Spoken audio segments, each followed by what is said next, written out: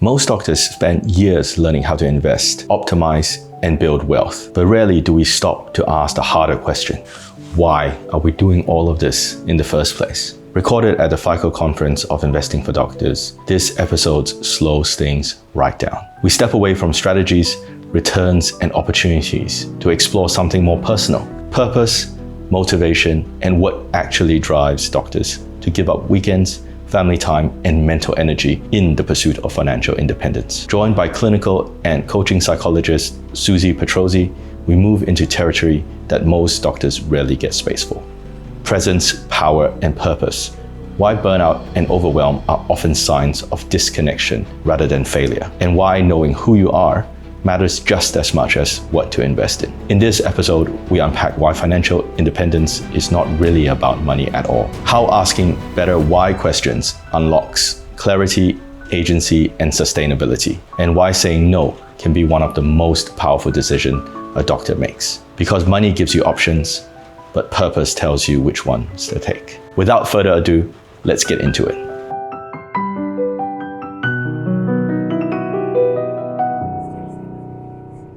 Come back, everyone. Okay, so it's late in the afternoon on Sunday now, and we've heard a lot of exciting, wonderful things throughout the day, and I'm sure everyone is very, very excited about all the potential opportunities.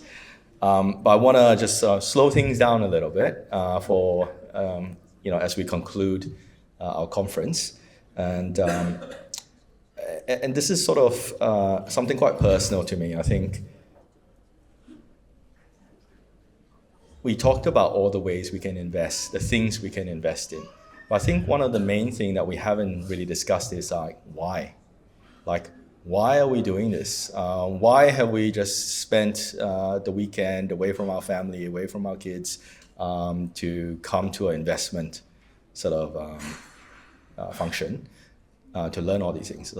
What drives you and what motivates you? And so in this session, we're going to go on a little personal journey, and I'm very glad to welcome Suzi Petrozzi.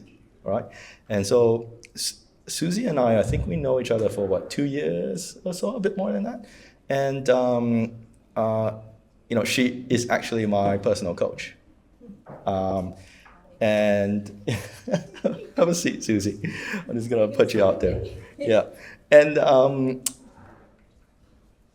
think one of the things is that what I found and what I've learned from some of my psychiatry friends is that they have this idea of peer review where they get to speak to another clinician, and it's almost like compulsory part of their CPD or their training to reflect internally and all of that thing. But most of us doctors don't have someone to do that. If you have a healthcare partner, you might do that at home, but if you don't, then you really have no one to talk to. And so Suzi's my person that I do that with, and it's almost like I almost jokingly say I feel like everyone needs to have someone, whether it's someone professional, a colleague, or even a family member to do that. I'll get seated and then we can get started on this session. Well, thank you for having me. Is this working? Thanks, B. Is that? Yep. Yeah. Hi, everyone. I feel a little like a fish out of water, given all the talk, but it's been really enlightening, and I think it's amazing that you've created this opportunity for everyone. It is so incredibly important in this day and age to create space in personal life, professional, to a space where you feel safe, whether it be with someone, like a psychologist, coach, whoever that is. Could be a spiritual person, guide, could be somebody like that. To have that space for yourself to reflect, because in that space you will access parts of yourself that you can't access in the busyness of life. And that's where I get excited about that, because that's where discovery begins. You discover parts of yourself that you didn't know were there. It's almost like allowing them to come forth, if you will. So my language is very different to investing language, but I think it's going to be refreshing, a little bit different. So shall I use that? I guess I just want to also maybe set the context for this talk. It's not a lecture, it's a conversational, it's a conversation. But I would like to present a little bit of a framework for your life, framework for a framework that really can help you reconnect when you've noticed. We don't often notice that we've disconnected from ourselves. So I think the cost of disconnection in day-to-day life is huge, and it may show up as what? Anxiety, burnout, stress, frustration, really like high sensitivity, but that kind of, low threshold for anything, depression, those angry outbursts at loved ones. So it's really important that we notice that, right? And so the framework that I wanted to present, and then we're going to have a conversation about this, are presence, power and purpose. And to me, they're the three key things that can help us keep coming back to ourselves, because we're never going to stay completely connected. And I'm sure you can identify with this, yeah? But at least to remember, particularly overwhelm, like we've talked about overwhelm. There's a lot of information today and it can be overwhelming. But what can help us come back to almost discern through the information, to allow the dust to settle, to know, okay, what is it that aligns with me out of today that I want to pursue?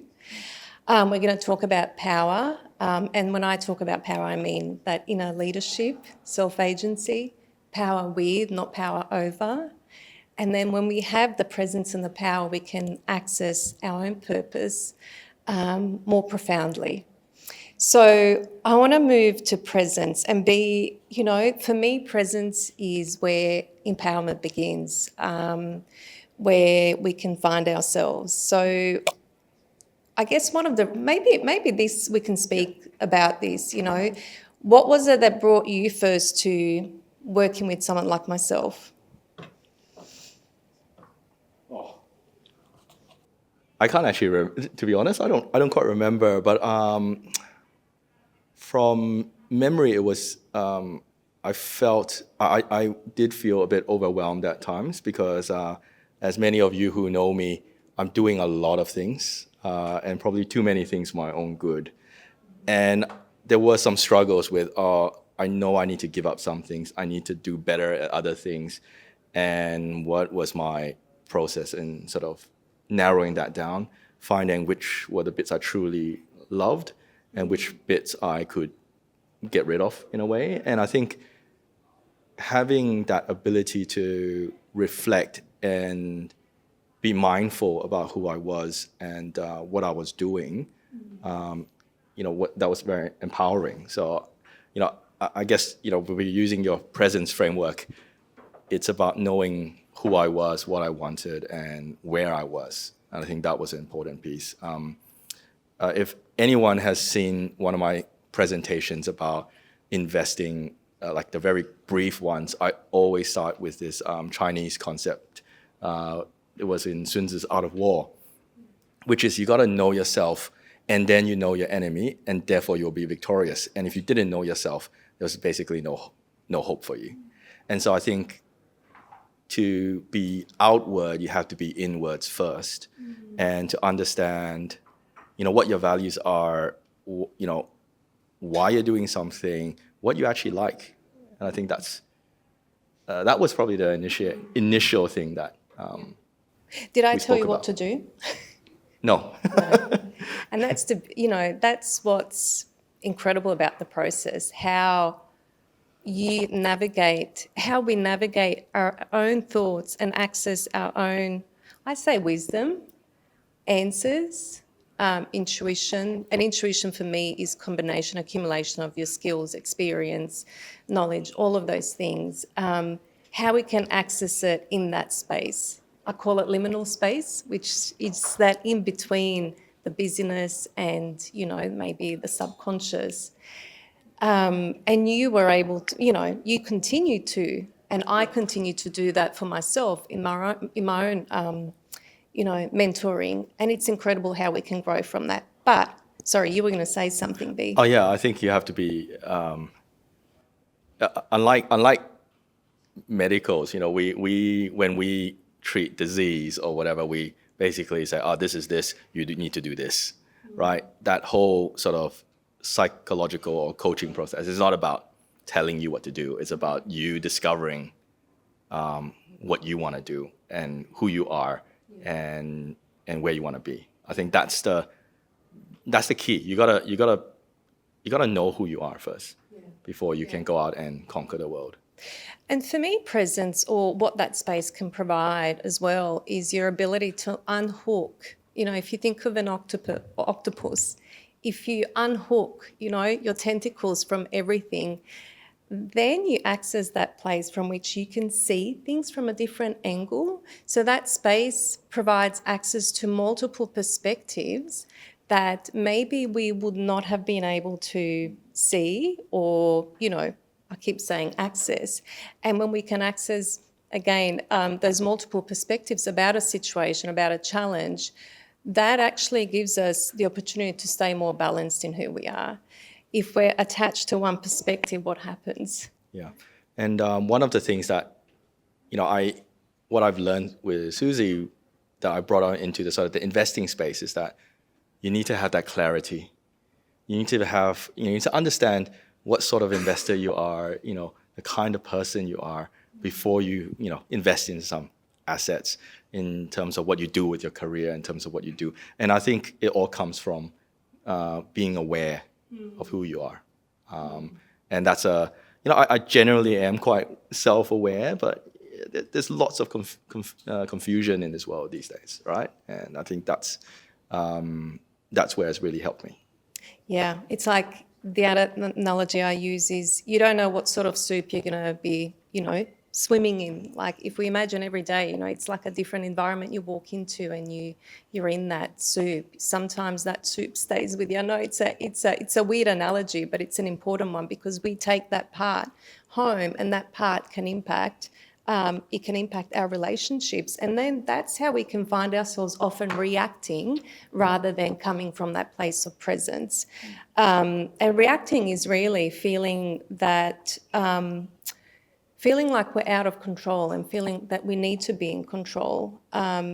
So instead of reacting, how can we access that place of inner leadership? And I know you say you're self-aware, but we can all lose that, perspective. We can all get caught up in things, particularly at home, because that's where we often feel the safest to remove our guard. But then our loved ones can suffer, right? Yeah, absolutely. Absolutely. I mean, as you can imagine, a lot of doctors are workaholics, and we tend to be, solely focused in our careers, in our work, in whatever we do. And sometimes we're a bit oblivious to whatever's happening to, our family life, to our children, and that sort of thing. And I think I'm going to jump ahead to the next part because, why are we doing all of this? Why are we working, right? There's a purpose for it. I mean, and sure, there are people who say, I just want to be the best neurosurgeon in the world to the detriment of everything else. And that's fine because that's what I drive my purpose from. But the majority of us are not, that kind of clinician. I mean, who would sacrifice their personal life, their family life for the sole pursuit of medicine? Nobody. And that's good to see because I think if you ask the same question 30 years ago, it will be a different answer. And we are a much different cohort now, but there is still that expectation that we have from for those that come before us and those that will say, oh, if you're not fully in it, you're not ready to be a surgeon or whatever. And yeah, that can be very disempowering. I think you're speaking to as well external expectations Yeah. that we can internalize. Yeah. And then we live life, or we try and impose that onto our lives, or we do as professionals sometimes. And then again, that can lead to that losing ourselves, right? Which is why Again, we you're need reacting to the Yeah. externality. Yeah, Right? yeah. You want to be, you want to find that in yourself to make that decision yourself and not be because of your expectations from your work, your expectations from your partner, your expectation from your children, even, right? And that's to always be on the reactive side. In Chinese we call it 被动. That means someone is forcing you to do something. That's a really, I don't know. It's almost like a stressful situation to be in when you're almost like you feel like you're being forced by somebody else, and you don't have that control, you don't have that power, whether it's in your career, whether it's your family, or even doing investing. For instance, there's just so many things where if you don't have that control, you don't have that power. And let's be honest, we clinicians, we're all control freaks. The majority of us are control freaks. And you need to almost know when to either let go, because there are things that they're never going to be in your control, right? Or to establish control through some other means, I think. Yeah. That's a really good point. Do you notice when you're being in control mode? Just curious. Yeah. I think in the moment sometimes you don't realize you've lost control, but when you are in control, you can feel it, and there's that clarity of thought. You're in the zone, and that often happens when you're practicing medicine, because that's you're in. We were created to do that, I guess, in that way, and but it just means that there are some people who are just naturally good at, say, investing, or naturally good at practicing medicine, or they'll be fantastic at their personal life or socializing, but you're not, nobody is good at everything. And there's always going to be things where you feel like you're not in control. And I think that's scary for a lot of us. And to almost, you have to admit that it's scary, but at the same time be brave enough to let that wash over you, experience that. The first time that, I gave that example, the first time I put $200,000 into a startup, that was scary as hell. But I think I didn't know half the things I knew today. And, if I were to, given that situation today, I probably wouldn't have done it, right? So there's a bit of foolhardiness into it as well, in many things in our life. And I think the folly of youth, there is some joy to that as well. Yes. When they go right. Absolutely. We didn't work on this so much because of your own level of self-awareness, but I think what I just wanted to say on power before we move on, in my own work, what I see is that access to your own leadership and inner power, that continues to grow when you know exactly how you might sabotage yourself when we talk about that self-control, what situations. And it is so normal, and we all do it because we all have these negative primal beliefs, whether that be beliefs about yourself, I'm not X, Y, Z, or beliefs about others can't be trusted, or so on and so on. Now, these don't have to be in big proportion, but it's just to notice them. When they creep, and do they tell that narrative? Do they guide the narrative around something? Maybe it's not in investing. Maybe in investing, you're like, hey, it's going to go well, but maybe in personal relationships or vice versa. Yeah. So until you're conscious of those beliefs, and I know that, you're well aware of these, but with some people, even professionals that I work with, they can really sabotage them in the background and not knowing. So we have to name them, acknowledge them, and then you own them rather than them owning you.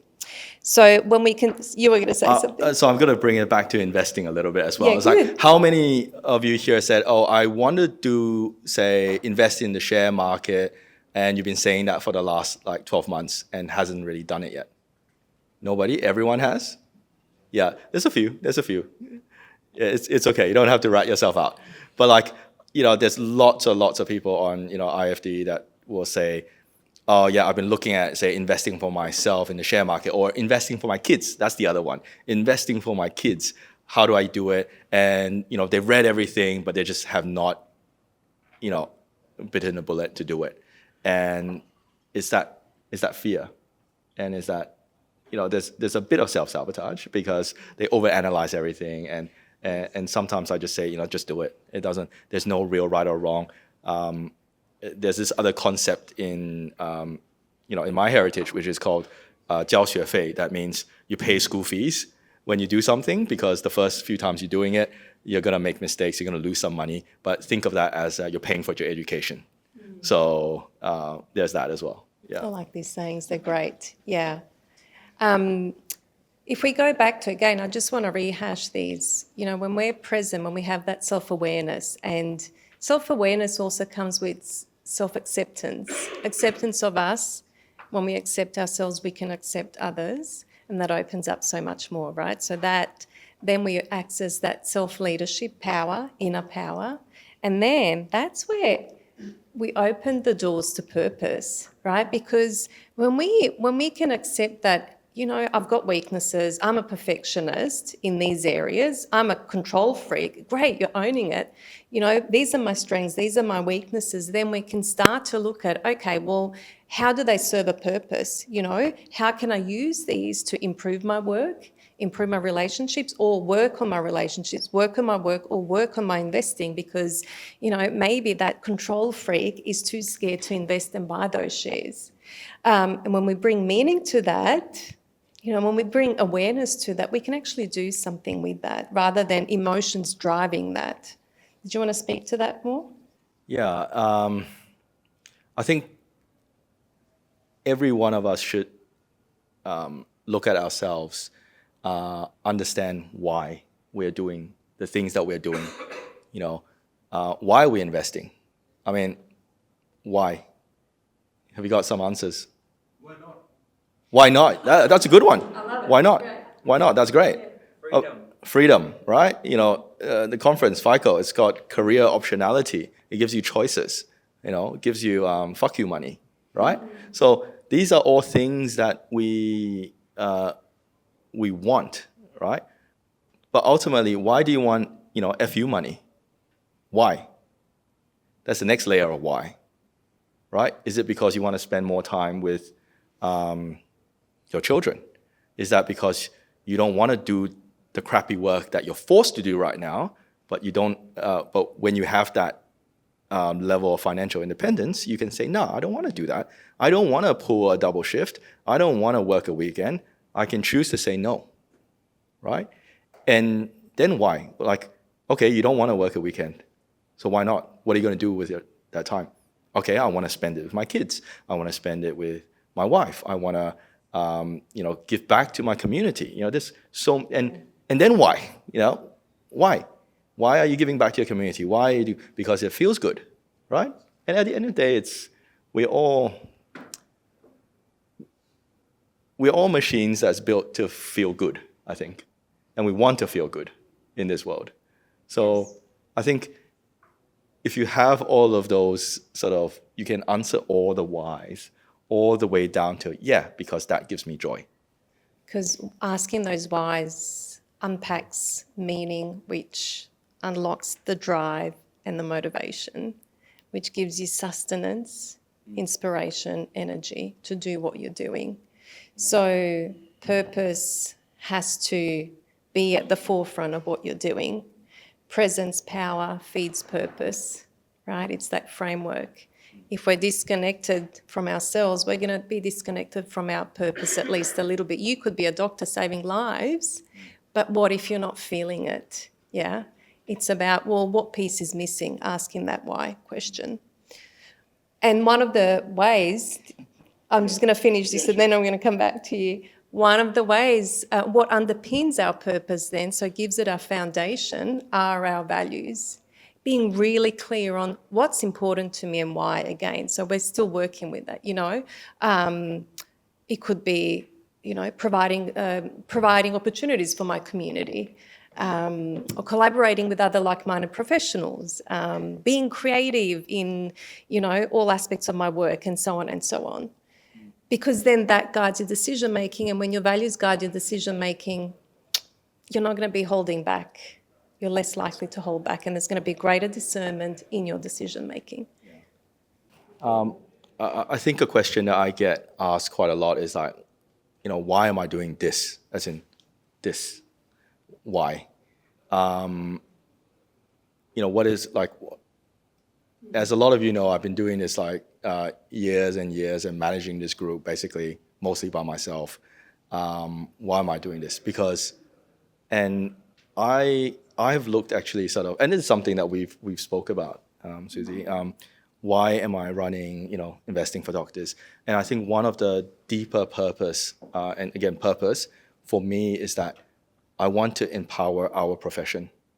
And because I think all of us have seen sort of the damaging sort of consequences of, say, the pharmacy guild, maybe we'll take this off the recording, of private equity in some of our industries, and how damaging it is to our profession.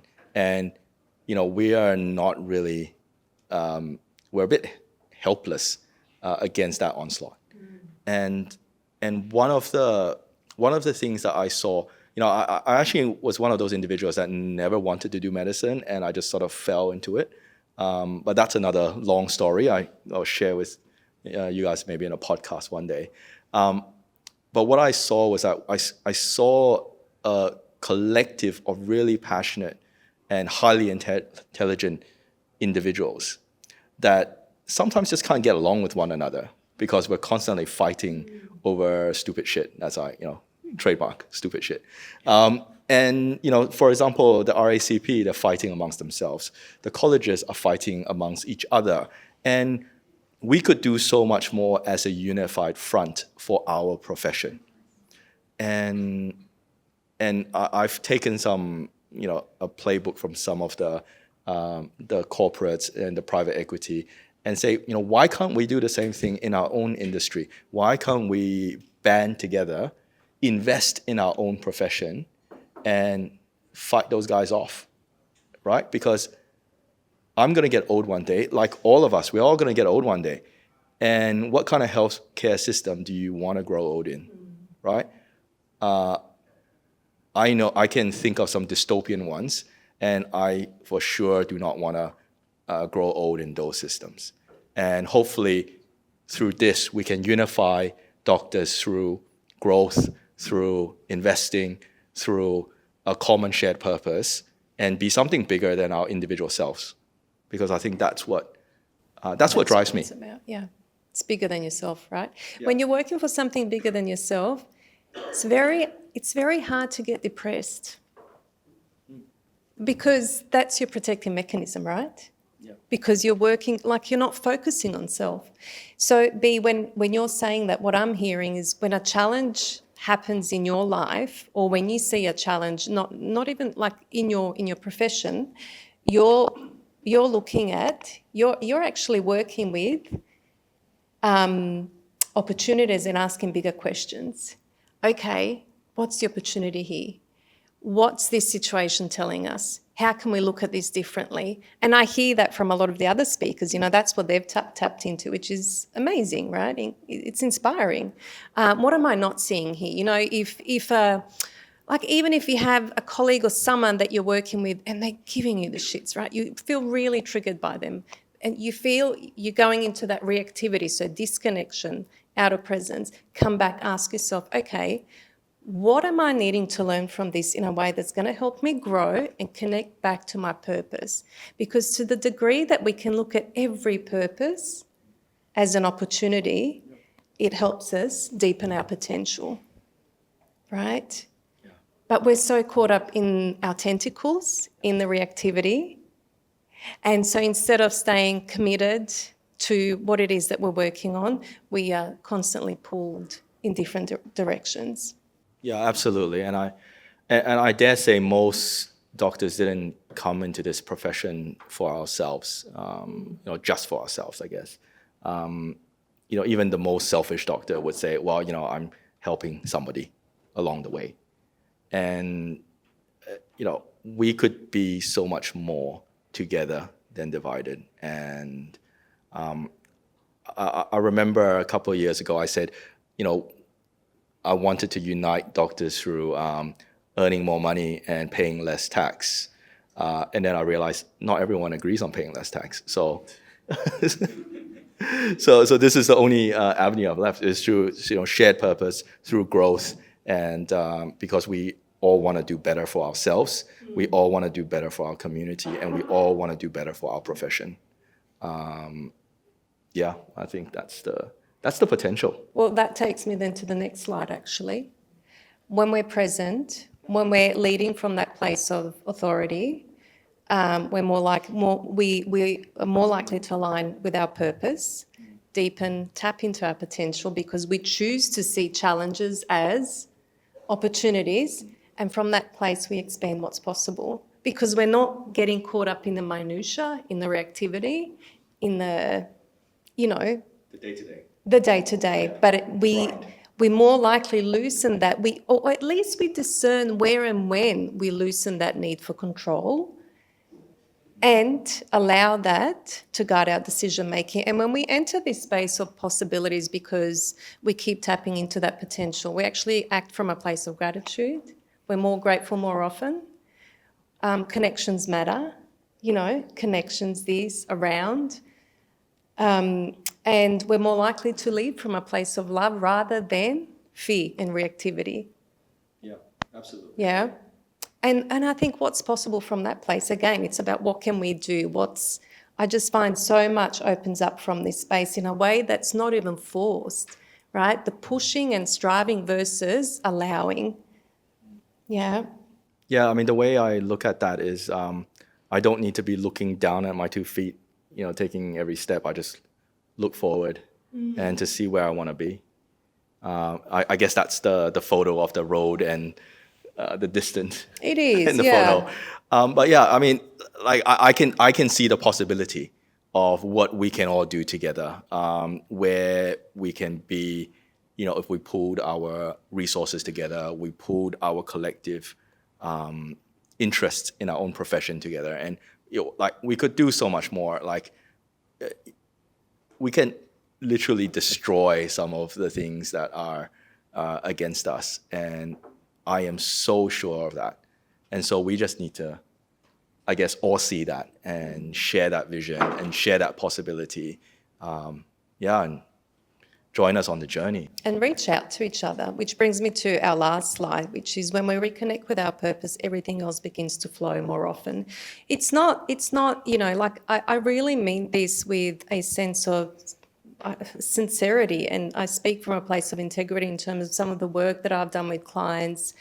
I've worked with incredible people, professionals who've, a lot of them are perfectionists, and when they learn to very consciously let go of control of certain things anyway, we're not talking about, what I mean when I say control, where controlling doesn't serve you.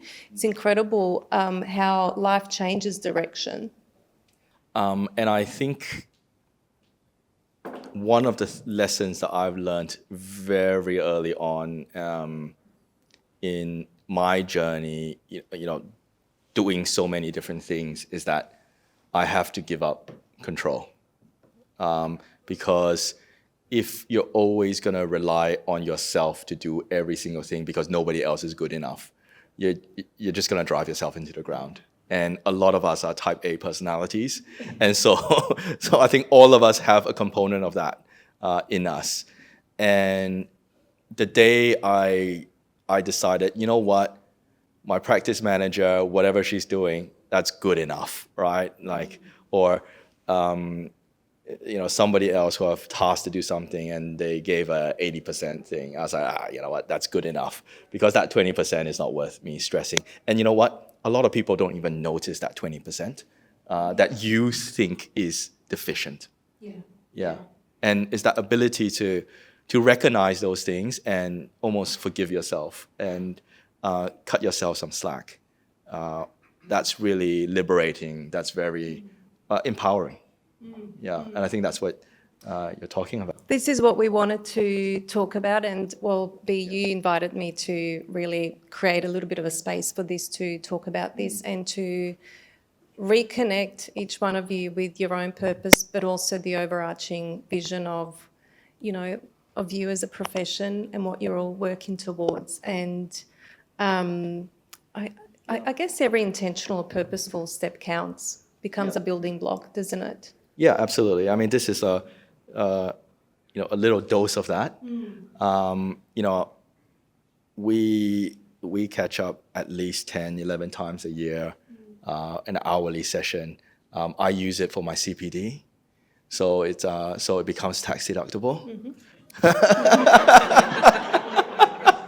Well, Not taxation, not taxation advice, Manju.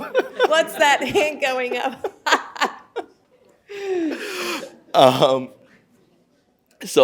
Look, one of the things that in the current modern day society, we are presented with a lot of noise, a lot of idealism of what the perfect person is, and we get to compare someone who's perfect in one thing and another person who's perfect in another thing, another person's perfect in the third thing, and we expect to be perfect in everything. And I just gotta say, that's just like, it's social media is probably one of the worst things that has happened to society from a mental health perspective. And where I really see is that, I mean, how many people have heard of this ikigai thing?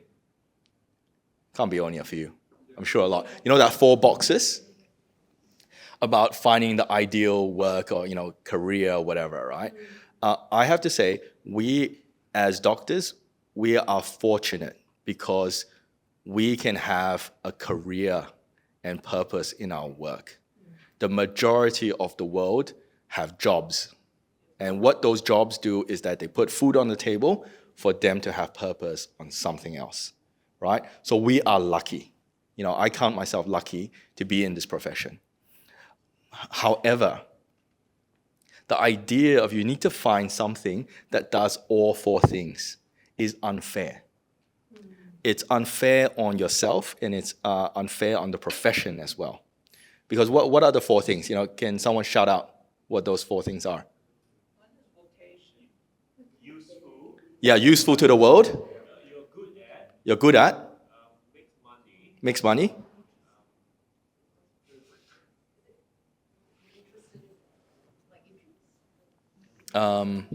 Passion. Yeah. Yeah, that you like it. Yeah. So, I'm not going to ask a show of hands, but I think we can all agree medicine, this profession earns you good money, relatively, is something the world needs. And most of us are good at it, Most of us are good at it. Especially at this stage. Yeah, at this stage, most of us are good at it. This is a survivorship bias, right? The ones who are not good at it won't be here today. And so the last thing is that, you have to enjoy it, right? Some people do. Like I myself, I enjoy my ED work. I still do night shifts in ED because I enjoy that environment. And it pays me a fraction of what I do for work during the daytime. But I absolutely love it because the people there are, I call them my work family. I get a lot of enjoyment in practicing my craft to the peak of my ability, right? Not everyone likes the day-to-day grind of their clinical work. And you know what? That is okay, because to put all of those 4 things into one career is unfair. It's unfair on yourself, and it's unfair on the profession as well. And so, if you don't like your work, but your work enables you to do a lot of amazing things, go find a hobby, right? I know it sounds harsh, but Choir is the new thing. what is it? Pub choir. Pub choir. Yeah, and so And I use that analogy to also investing. You know, you're not going to find the investment product that does everything for you. So you have to diversify, right? You have to diversify your life. You have to diversify your investment. I mean, you can't really diversify your partner, but like, you know, there are things that you look for in a partner that you may not get. You have to accept. Yeah, and that is fine, right? And that is fine. And you know, I'm not saying all of them you should look for it elsewhere, but you can, you know, if your partner doesn't like to listen to you talk about medicine, then go talk to a colleague, for instance, right? How do you fill your cup? How do you fill a cup? So the concept of diversification in every aspect of your life. Yeah. Yeah, I'm taking a little bit of piss on some of these things, but like I think you know, it's late in the afternoon. We're allowed a bit of We piss have take. to. We have to. Yeah. Look, I think that you need to be balanced in everything. I mean, again, balance. Hang on, I want to be mindful there. Sometimes we're not, and that's okay too. Sometimes life is out of balance, right? I guess it's back to asking yourself, okay, what do I need to do? What do I give myself? How do I look after myself? And that speaks to what you were saying. So back to presence. Yeah. You know, what does that look like for you? Back to owning your, you know, owning what you need to own. Yeah, understanding where you are and what you're missing, right? You know, if you're missing that enjoyability aspect of your career, of your job or whatever, of your career, find out why you're not enjoying it. Yeah. Yeah. And then identify it. And when you can identify something, you can name it, you can realize it, and maybe you can work around it, right? And I think that's the way forward. There's such power in naming. Yeah, such power in naming. So however you do it, whether it be with, you know, your peer support group, whether it be with your friends, to that ability to name something just means it's not going to take up that mental space. I'm going to use a very crude example. It's like, who here has worked with a horrible superior or clinician that's just nasty to you, right? Yeah. And how many of you just said, that guy, you know, I don't understand why, that guy's just a bastard. Did that make you feel better? Yeah. Because then you realize it's like, oh, maybe it's not me, it's just that person. Yeah. And what I always say, just on that note, remember that other people's reactions to you say more about themselves than they do about you, but your reactions to others say more about yourself than they do to others. So always remember that, frame that one. We have a little bit of time, I think. So any comments, questions?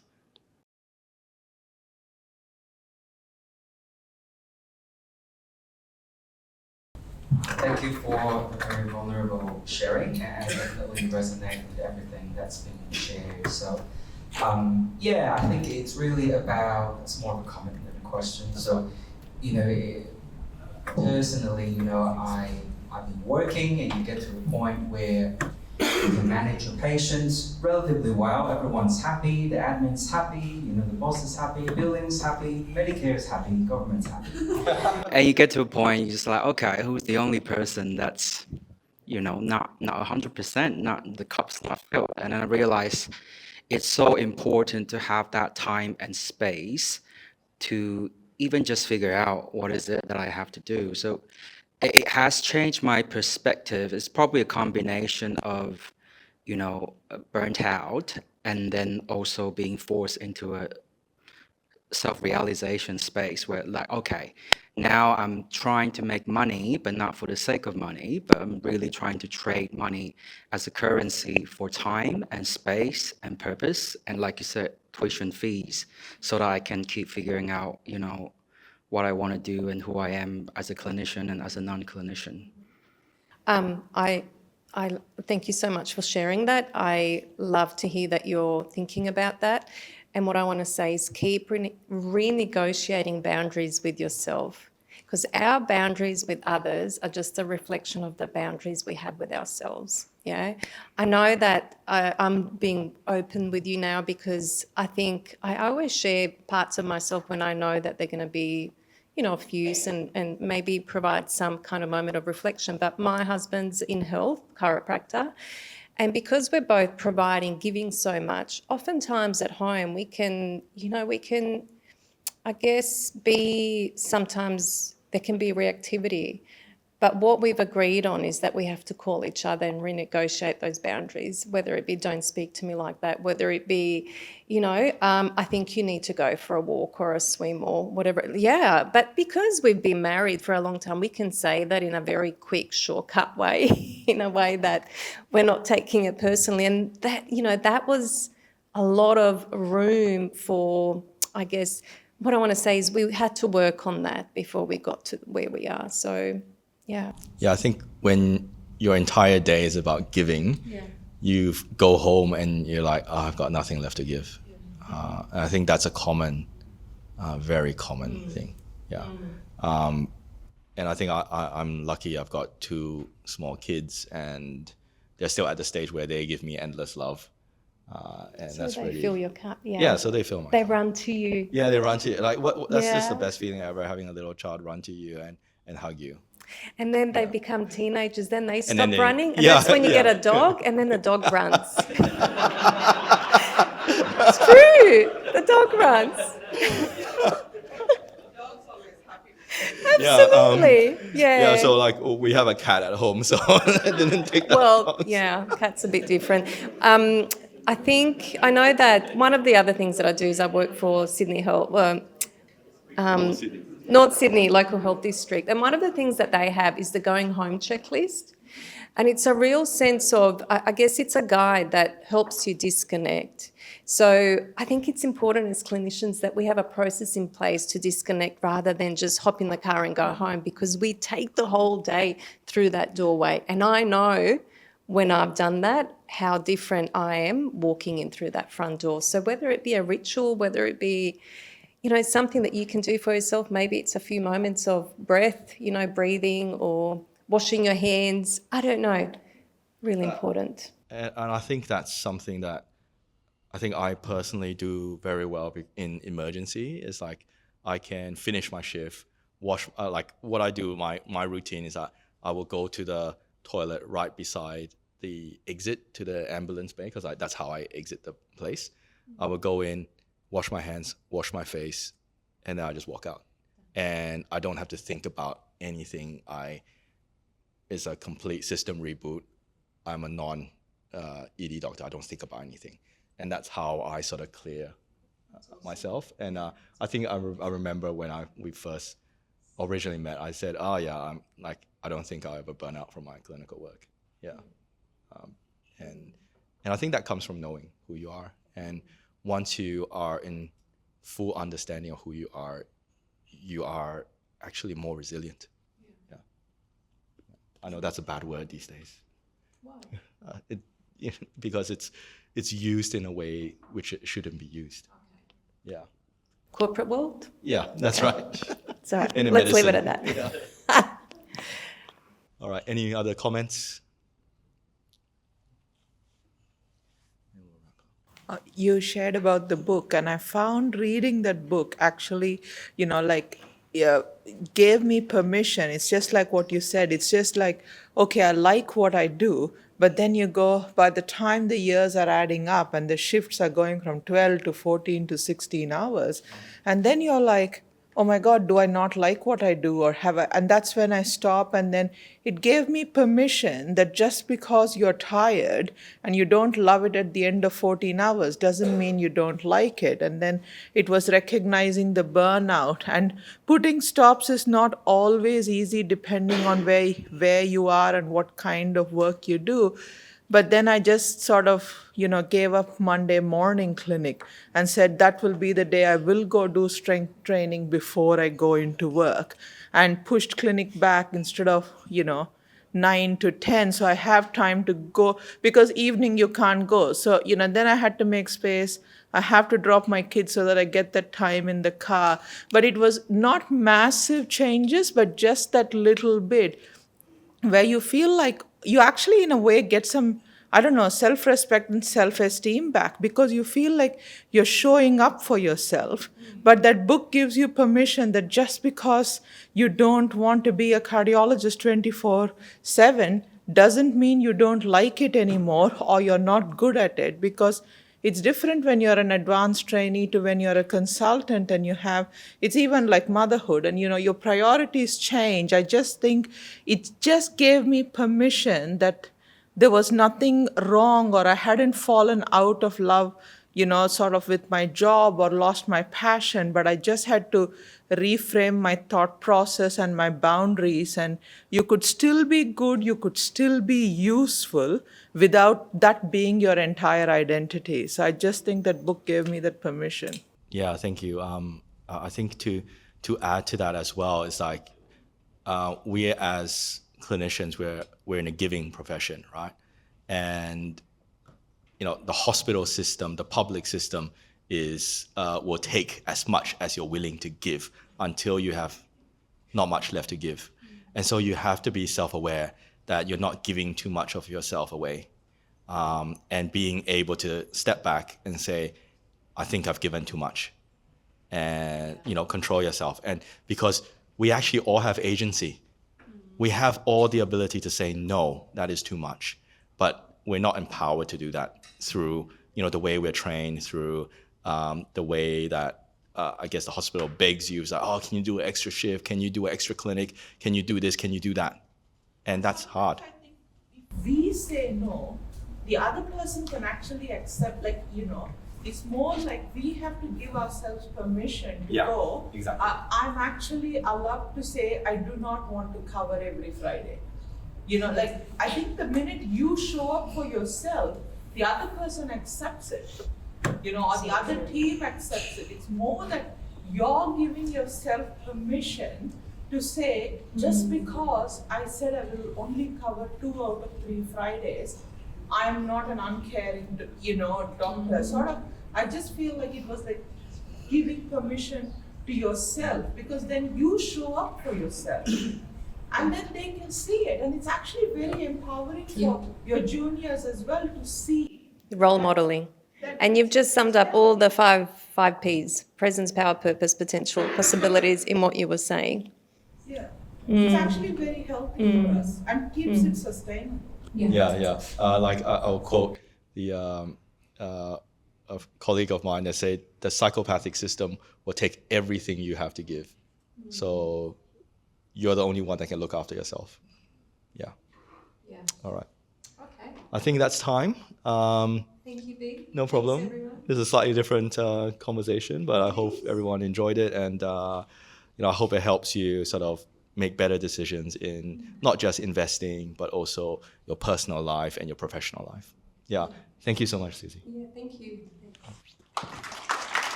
This podcast is for educational and entertainment purposes only. The information and opinions shared are not intended as personal financial advice. The content presented should not be relied upon for making financial, investment, or other decisions. Listeners are strongly encouraged to seek the advice of qualified financial or legal professionals before making any financial decisions. While we aim to provide valuable and accurate information, we make no guarantees regarding the completeness or accuracy of the content. Any reliance on the information provided is done at your own risk.